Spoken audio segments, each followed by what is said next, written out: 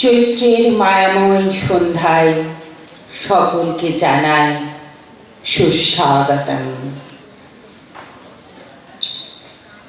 একবিংশ শতাব্দীর উষা লগ্নে দাঁড়িয়ে আজ আমাদের ধরিত্রী মা, আমাদের ধরিত্রী মায়ের সুসন্তান মানব জাতি।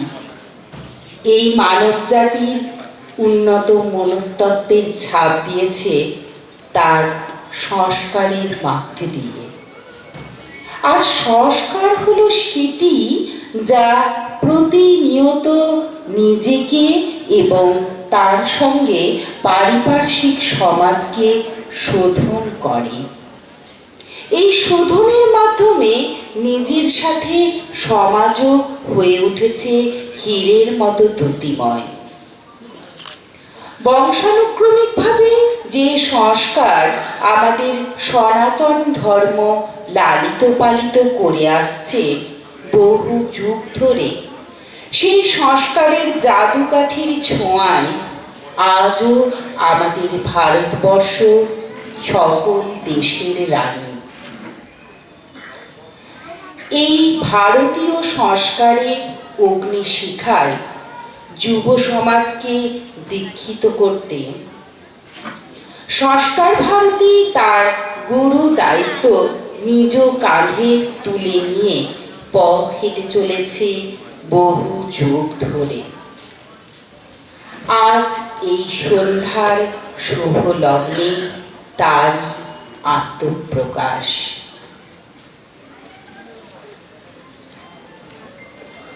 আকাশ জুড়ে শুনিন ওই বাজে তোমারই নাম সকল তারার মাঝে।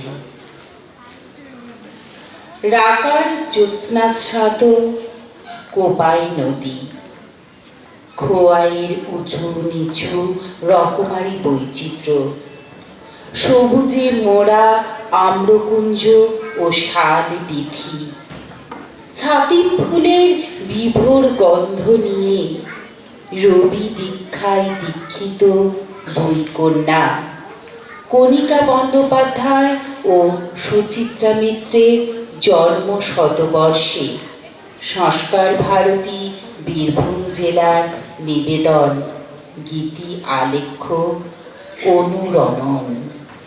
রবীন্দ্র আলোয় দুই কন্যা। বাঁকুড়া জেলার সোনামুখী গ্রামে অত্যন্ত সাধারণ ঘরে রবীন্দ্রসঙ্গীত জগতের জনপ্রিয় শিল্পী কণিকা বন্দ্যোপাধ্যায় জন্মগ্রহণ করেছিলেন, যার পিতৃদত্ত নাম অনিমা।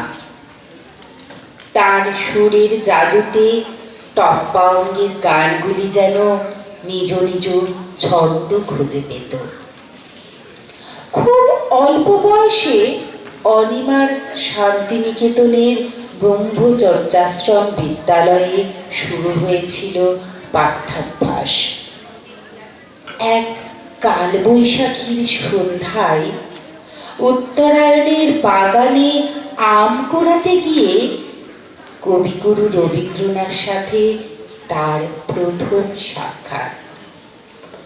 সহজাত সঙ্গীত প্রতিভার কারণেই সেই বয়সেই অনিমা কবিগুরুর বিশেষ স্নেহভাজন মোহর হয়ে উঠেছিল।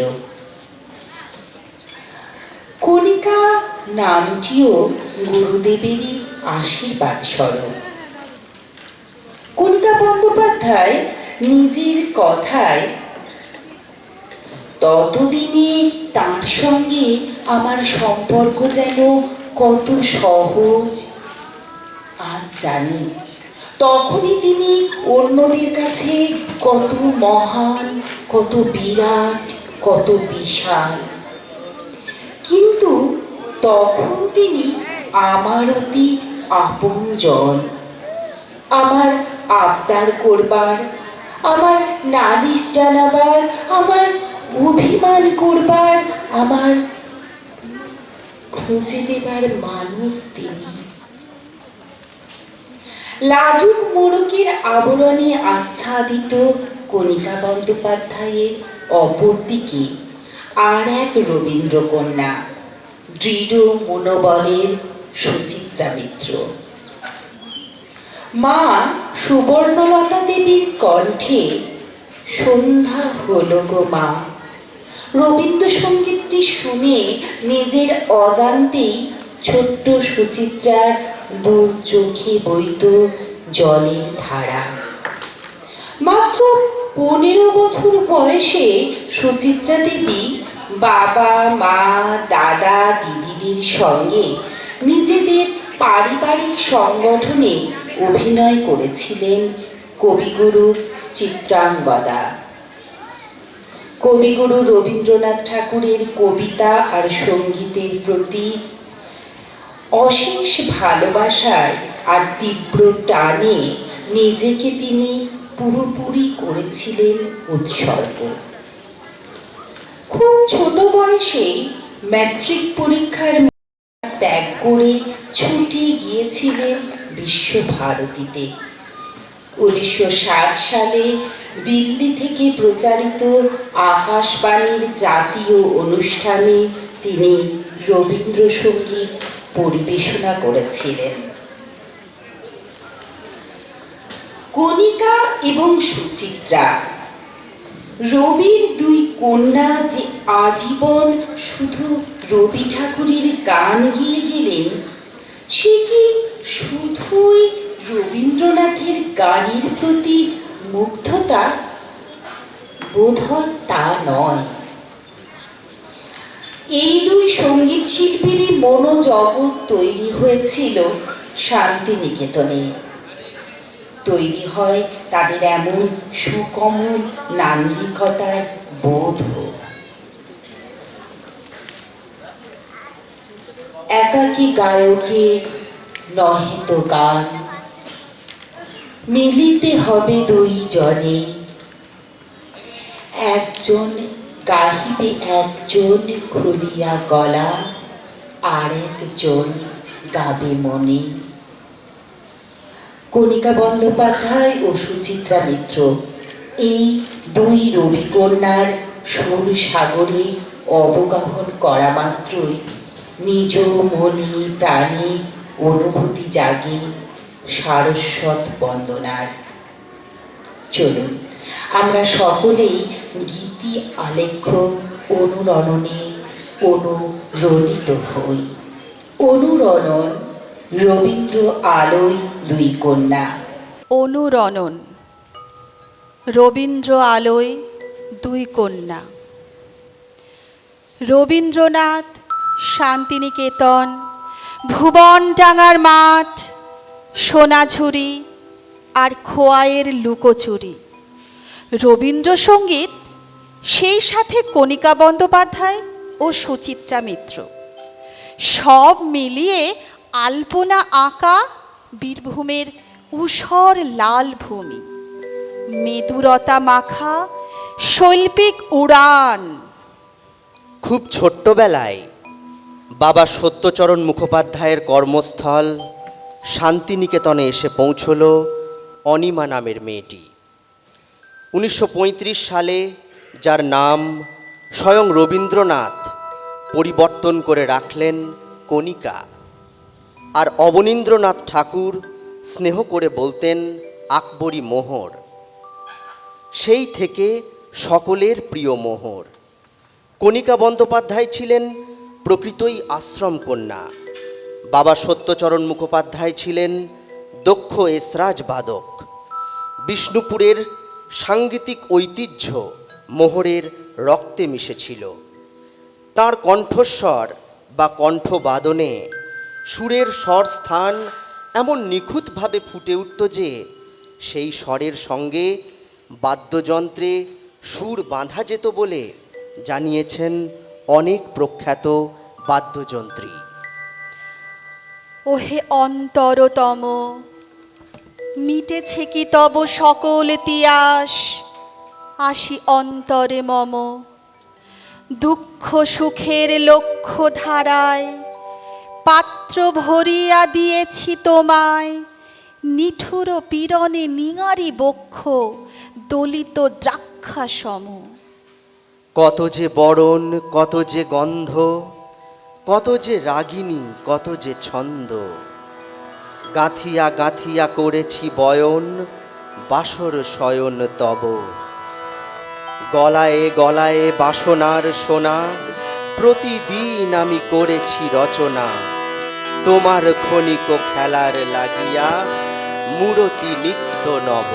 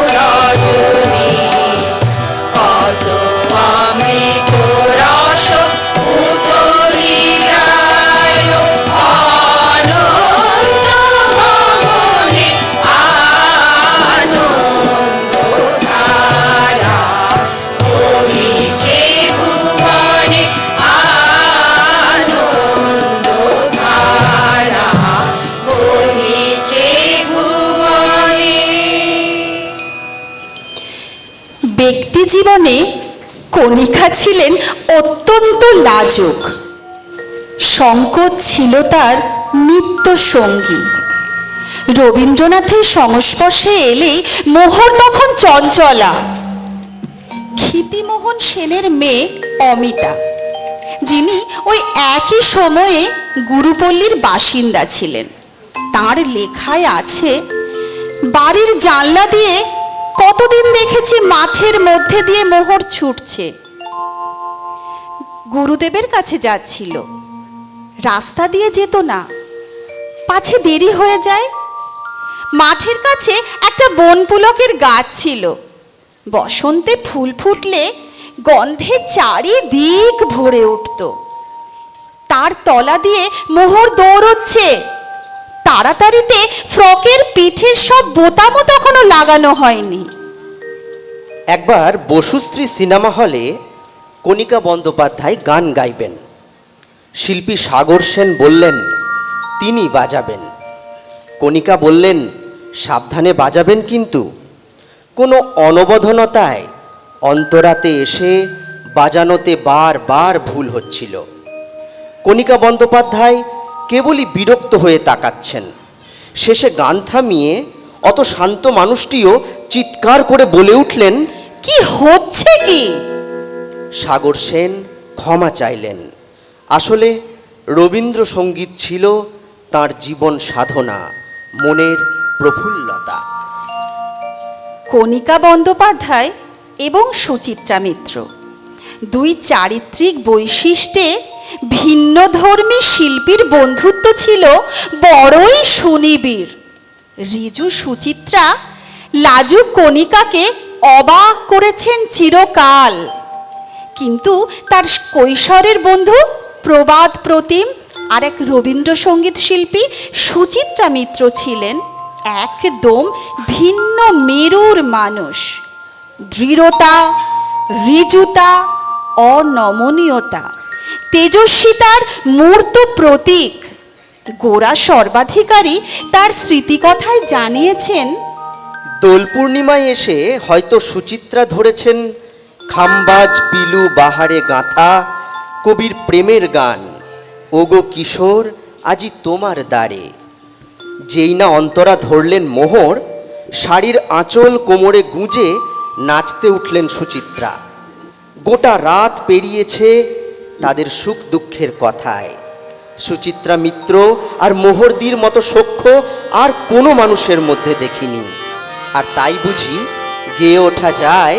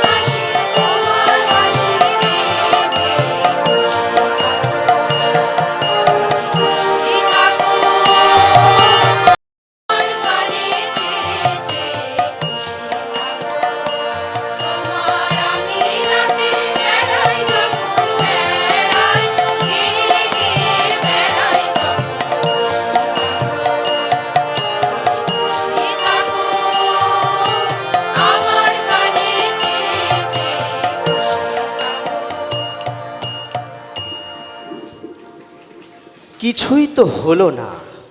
সেই সব সেই হাহাকার রব।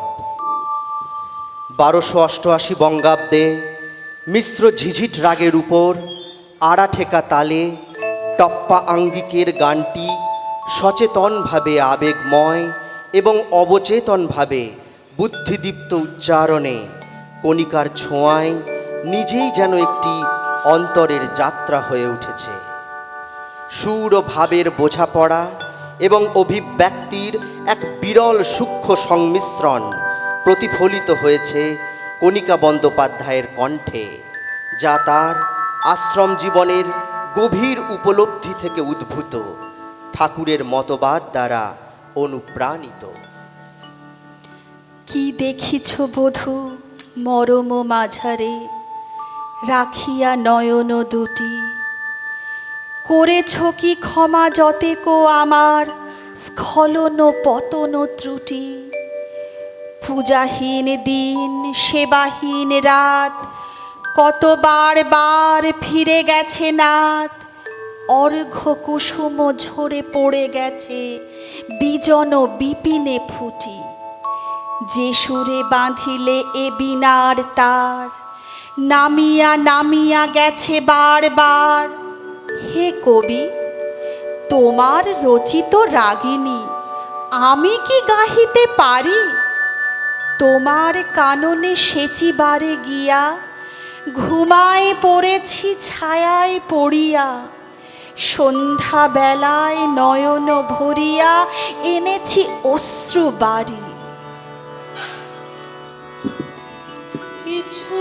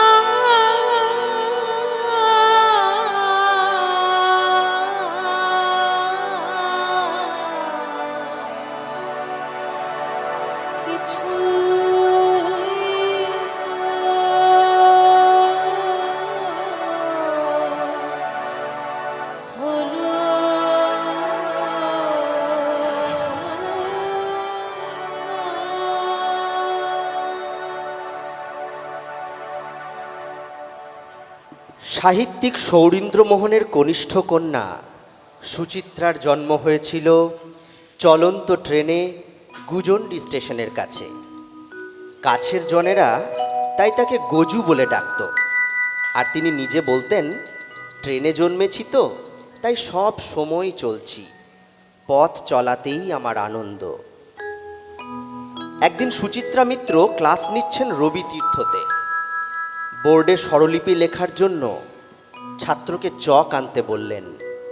ছাত্র চকের সাথে নিয়ম মেনে ডাস্টার নিয়ে এলো। বিরক্ত হয়ে তিনি বললেন, আমার ডাস্টার লাগে না। এমনই ছিল তাঁর রবীন্দ্র সাধনা। আপনি বরিয়া লয়েছিলে মোরে, না জানি কিসের আসে, লেগেছে কি ভালো হে জীবননাথ, আমার রজনী আমার প্রভাত, আমার নর্ম আমার কর্ম, তোমার বিজনবাসে। বরষা শরতে বসন্তে শীতে, ধ্বনি আছে হিয়া যত সঙ্গীতে, শুনেছ কি তাহা একলা বসিয়া আপন সিংহাসনে। মানস কুসুম তুলি অঞ্চলে, গেথেছ কি মালা পরেছ কি গলে, আপনার মনে করেছ ভ্রমণ মম যৌবন বনে। অশান্তি যত আঘাত করেছে সুচিত্রা মিত্রকে, ততই গানের বীণা বেজে উঠেছে তার কণ্ঠে। চলনে বলনে ব্যক্তিত্বে তিনি হয়ে উঠেছেন এক প্রতিষ্ঠান, লিখেছেন দেবাশিস ভট্টাচার্য।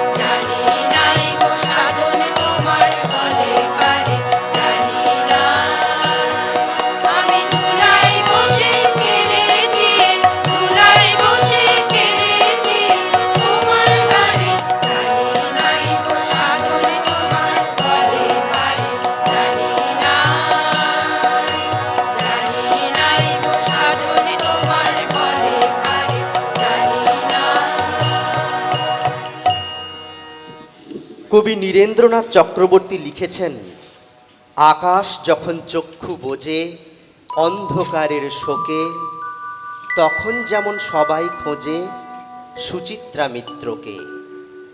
তেমন আবার কাটলে আঁধার, সূর্য উঠলে ফের, আমরা সবাই খোঁজ করি কার? সুচিত্রা মিত্রের। তারই গানের জ্যোৎস্না জলে ভাষায় জীবনখানি, তাই তো তাকে শিল্পী বলে, বন্ধু বলে জানি। রবীন্দ্রনাথের গায়ন রীতি সম্পর্কে দেবেশ রায় লিখেছিলেন, গায়ক সঙ্গীতটি রচনা করে তুলছেন শব্দ ও সুর দিয়ে। ওই রচনার আগে ওই সঙ্গীতটি ছিল না। প্রতিটি গাওয়ায় মৌলিক রচনা। প্রতিবারই গানটি নতুনভাবে রচিত হচ্ছে, রচনার প্রয়োজন থেকে গাওয়া হচ্ছে, গাইতে গাইতে শোনা হচ্ছে। একজনই এই তিন কাজ করে চলেছে কোনো অলৌকিক গায়নে। কণিকা বন্দ্যোপাধ্যায়েরই ছিল সেই অলৌকিক গায়ন ক্ষমতা। কণিকার ভাষায়ও যার সমর্থন আছে।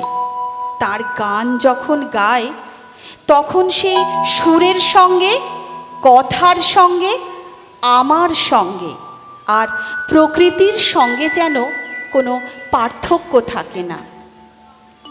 এখনো কি শেষ হয়েছে প্রাণেশ, যা কিছু আছিল মোর?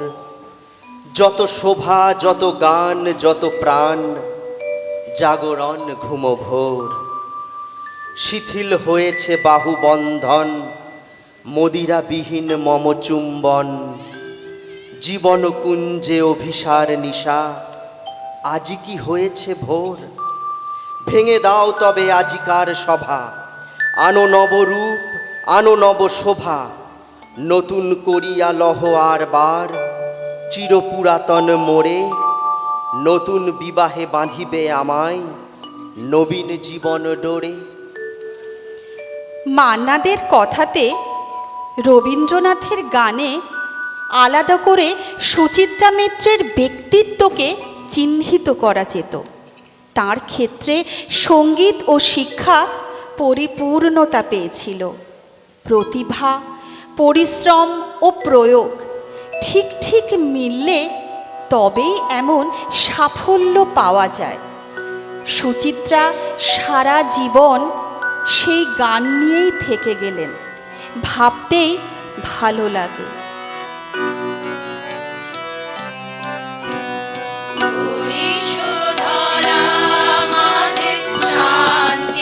দয়া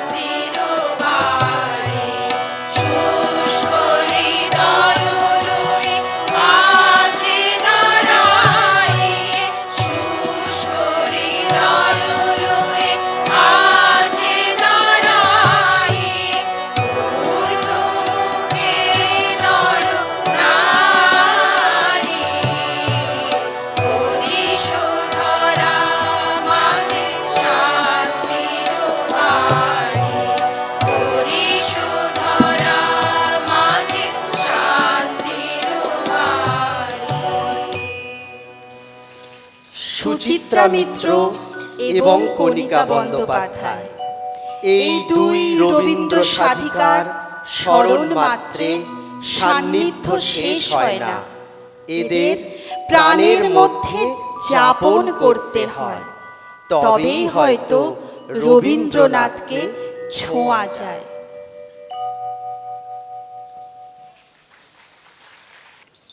তুমি কেমন করে গান করো হে গুণী, আমি অবাক হয়ে শুনি, কেবল শুনি।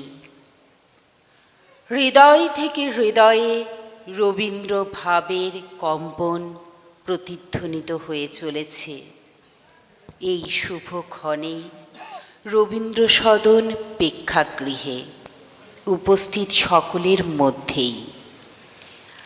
সকলকেই এখন রবীন্দ্র অনুরণনের মূর্ছায় মূর্ছিত। আপনাদের করতালিতেই হোক এই ভালো লাগার বহিঃপ্রকাশ।